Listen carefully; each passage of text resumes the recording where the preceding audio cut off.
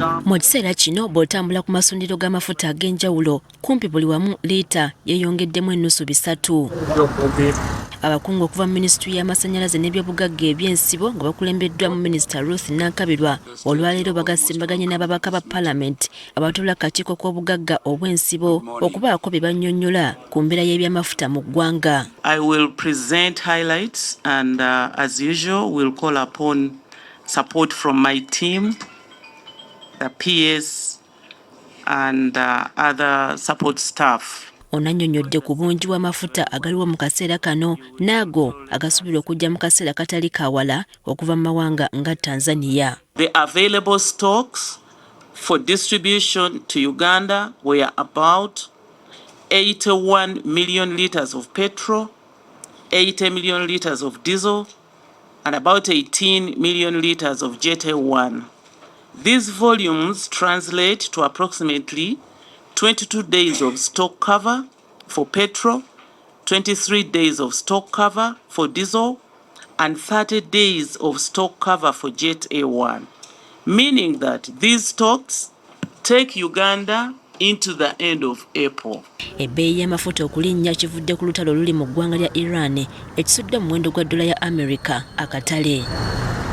Ebbeeyi y'amafuta ezze erinnya nga webutuukidde olwaleero nga galani emu egula dola 10 okuva ku dola 7 ng'olutalo terunnatandika nga kino kyava ku Iran okunyiiga n'eggalawo akagolomoloka Hams amafuta gye gabadde gasinga okuyitira. Ku nnaku eza bulijjo kumpi ebitundu 2 ku buli 100 eby'amafuta n'amasannyalaze eby'ensi yonna biyitira mu kagolomolo kano nga buli lunaku waliwo amaato agasoba mu 100 agasomokerawo nga kati tewakyawera amaato 10 agayitawo. Kati abakungu bagala okwogerezeganya wakati wa gavumenti n'abasuubuzi b'amafuta mu ggwanga okulaba ng'ebbeeyi tepaluuka nnyo. In the event that Total, despite committing to add additional workforce, in the event that Total is not ready by that time and Sinok is ready, can we have Sinok pump? Because I would just expect at the main pump station, they block the line from Total and then this one switches on. Is that possible? That is what I want to find out from you. We have been engaging oil marketing companies. If it wasn't for that continuous engagement, the prices would be high, 8,000, because Ugandans are fond of, using opportunities to make obscene profits. Even yesterday, but one, the PS engaged them. They were giving all sorts of reasons to increase pump prices, but we said, yes, we are aware of the